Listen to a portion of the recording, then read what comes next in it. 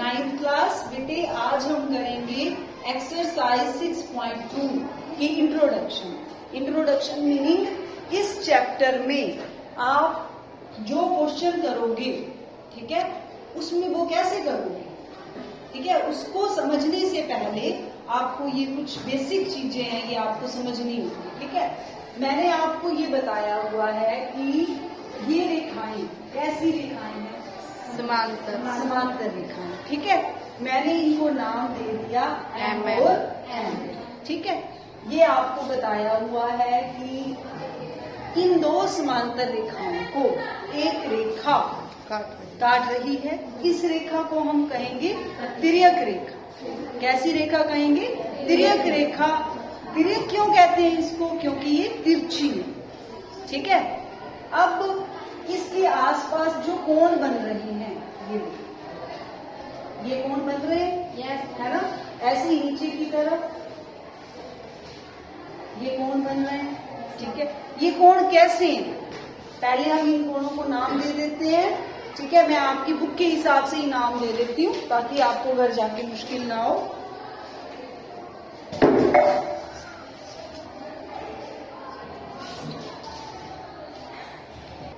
ये हमारे कोणों के नाम है कोण 1, कोण 2, 3, 4, 5, 6, 7, 8, ठीक है। इसमें से आपको ये दिख रहा होगा कि हमारे बाह्य कोण कौन से हैं और अंतर कोण कौन से हैं। बाह्य कोण कौन से होते हैं? जो बाहर की तरफ होते हैं, और अंतर कोण कौन से होते हैं? जो अंदर की तरफ होते हैं, है ना। बाह्य कोण किसके बाह्य? इन समांतर रेखाओं के बाहर, ठीक है ना। अब 1 और 2 है बाह्य कोण, और 7 और 8 है बाह्य कोण, ठीक है। तो आप लिखोगे कोण 1, कोण 2, कोण 7 तथा कोण 8। कैसे कोण है ये? बाह्य कोण, ठीक है। और अंतर यानी अंदर की तरफ। इन दो समांतर रेखाओं के अंदर की तरफ कौन से कोण है? कोण 3, कोण 4, कोण 5 तथा कोण 6, ठीक है। ये बिल्कुल आसान था, ठीक। अब हम जो नई चीज हमने पढ़नी है वो क्या? एक होते हैं संगत कोण। संगत कोण, संगत कोण कौन से होते हैं? देखो, सबसे पहले पहला कोण देखो, कोण 1। उसके बाद एक कोण छोड़ दो, कोण 5, यानी एक कोण और कोण 5। ये कैसे कोण है? संगत कोण 1 तथा कोण 5। ऐसे ही अब कोण 4 को लोगे तो दूसरा कोण कौन सा होगा? संगत 8, एक छोड़ के कोण 4 तथा कोण 8, ठीक है। दूसरा है हमारा कोण 4 तथा कोण 8, ठीक है।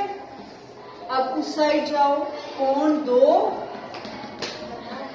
कोण 2 के साथ कोण 6, और 4 कोण 3 तथा कोण 7, ठीक है। संगत कोण कैसे हैं? एक एक छोड़ के ले लेंगे हम। 1 से शुरू करोगे, 1 छोड़ दो, 4 छोड़ दो, 1 के साथ कौन सा? 5। अगर 4 लोगे तो 4 के साथ 8, ऐसे ही 2 के साथ 6 और 3 के साथ 7। क्लियर हो गया संगत कोण? अब है हमारे एकांतर अंत्य कोण। एकांतर अंत्य कोण, एकांतर का मतलब क्या होता है?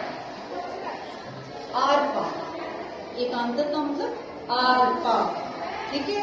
और अंतर मैंने अंदर की तरफ, ठीक है।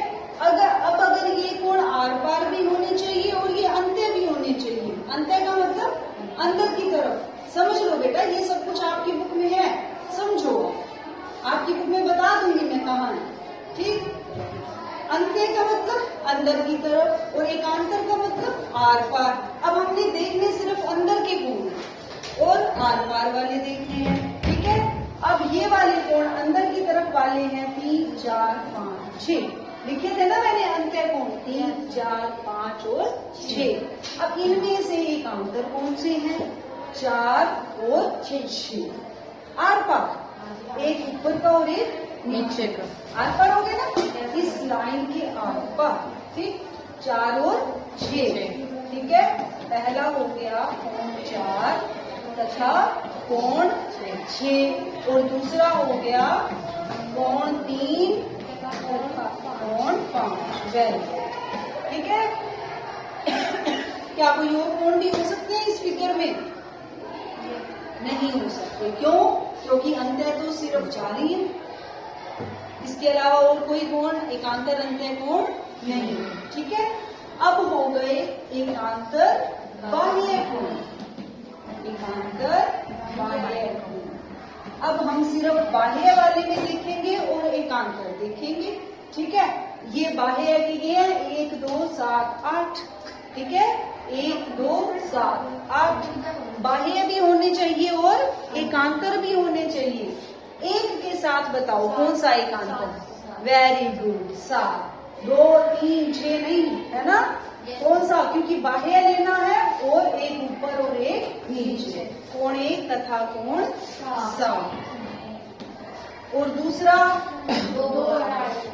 कोण 2 तथा कोण 8। वेरी गुड, तो बहुत इंटेलिजेंट हो गए, है ना? आ रही है सबको समझ?